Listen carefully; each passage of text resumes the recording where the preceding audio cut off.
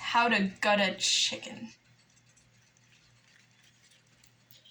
So after you've got your chicken all prepped to this stage where its legs are off, they're right there, head is off, it's in the trash can, and it is very, very dead before you start doing any of that. So you gotta cut open the neck, because right now you're trying to get access to the crop, which is right in here. It is a more external organ, so you can see it right there, and it's attached to the skin. So you're going to set your knife down. You're going to pull out the trachea, which is the air pipe. Trachea goes in the trash, and you try to find the esophagus. It blends in pretty well, so it sometimes takes you a moment to spot it. It's right here. You just gotta look for the vein lines that separate it from the rest of the neck. Sometimes you need your knife to get it out, because it's always very well connected. But usually, I just hold it and try to slip my finger in between it and the skin, or just rip it out entirely. Looks like I'm gonna need the knife. I just right along this line here.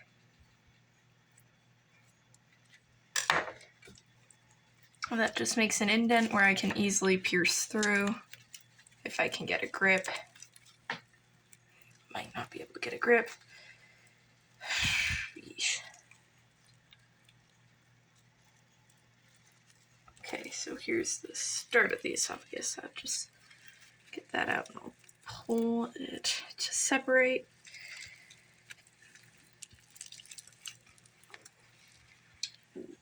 There we go. Got the esophagus.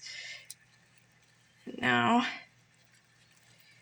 you get the crop, which does sometimes involve using the knife a little more, because you must cut the crop away from the skin. Now, be very careful if your crop has anything in it, because the crop is very thin. And since it's so thin and it holds food that is typically not very digested, but sometimes it's been there for a little while, it can be really gross to penetrate a full crop over a bird. I prefer to gut with a full crop, but most people don't because of how thin it is, but it's easier for me to cut away when it's full. Just slicing at these little fibers here until we find a hole.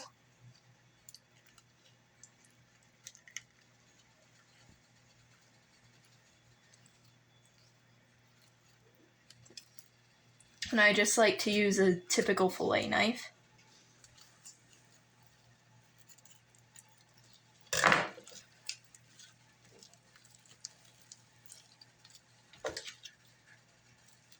Then cut out the crop. Oh, there's a little thingy stuck in the passageway.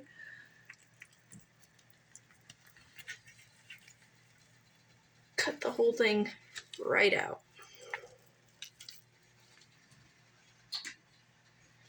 And then you come over to the butt. Your entry slit is going to be right here.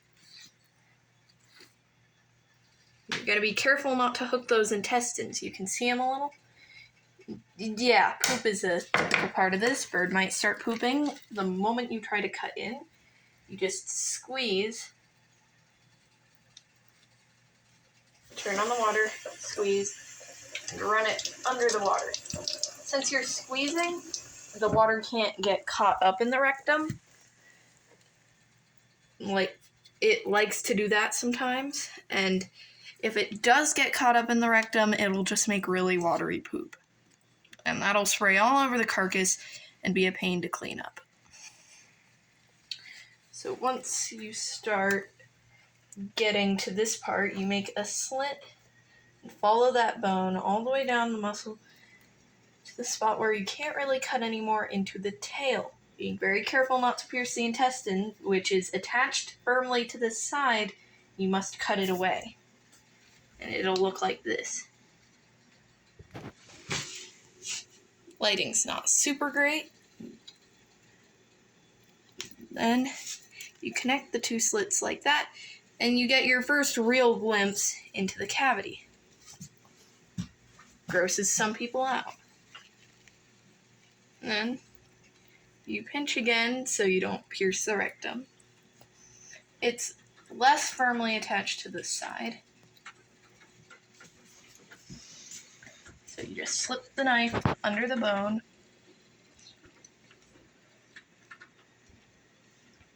And on this one, for me it's a little different since I'm right-handed. I gotta come at it from a different angle.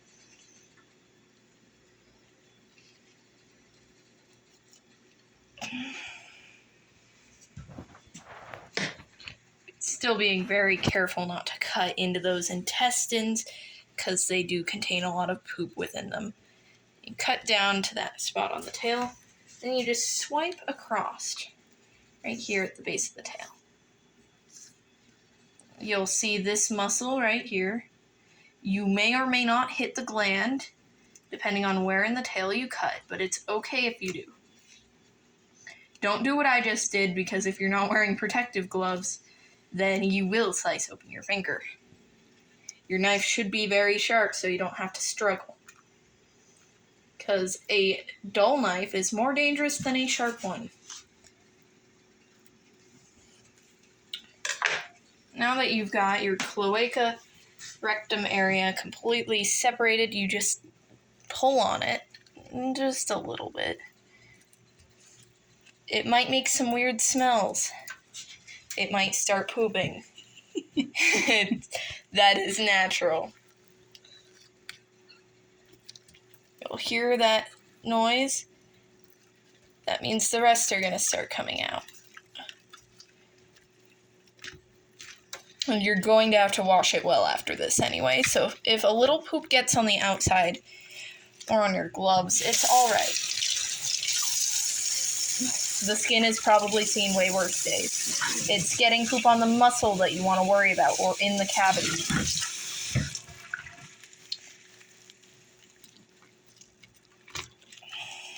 Here you go. This is the gizzard, the first edible organ you're going to see. And you just kind of want to clean it off and set it to the side for later, because you can't eat it without tearing it. Unlike the other two that I'm going to pull out right about now. Hope that my violent removal of the intestines did not rupture the gallbladder, which is attached to this next organ, the liver. See, this is the gallbladder, and you want to be very careful when removing that, because if it pops on the liver, it becomes 100% inedible. How healthy is this chicken? This chicken isn't super healthy. As you can see, it's got some yellowing to its liver. Could be a start of jaundice, or maybe he ate one too many bits of corn. You can't really tell unless you perfectly monitor their diets. Gallbladder goes away. Liver is edible. He's actually not bad at all. Look at all those yellow streaks. Those aren't very good. Yeah, but he's a 2-year-old. This is a kidney misshapen, possibly even ruptured at some point. I think he got into a fight. Look at this leg. Yeah. Might have to cut some of that out. It healed, though. Kidneys aren't supposed to typically look like this. It should be different shaped. I think he got into a big fight. Yeah, this one's a way better example. Something ruptured his kidney at one point, but it healed. And this Probably kidney... the same thing that broke his leg. This is what a kidney should look like. Yes. This part right here, that's just where I detached You sure it. that's not a testicle? No, it's a kidney. Okay. Testicles are already out. They come out with the intestines. Usually the testicles are on their back, fixed pretty firmly. Yeah, you pull them out with the intestines. Yeah. Because they're towards the butt end, not the front. I'm in the front right now.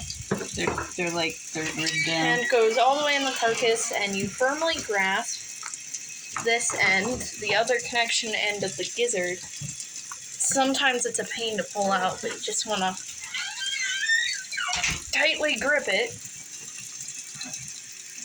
and stop letting it slip out of your hand, like I'm doing. Where is it?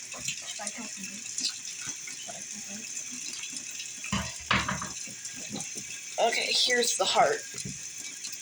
This is a healthy heart.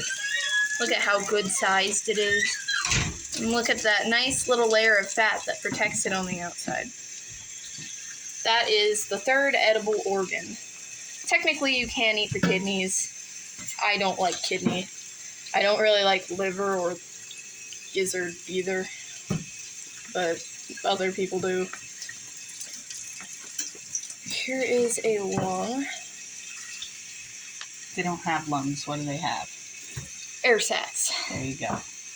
We call them lungs, though, in anatomy charts. That was only a piece of a lung. It broke into pieces. They're very fragile, and it doesn't matter if you leave the lungs in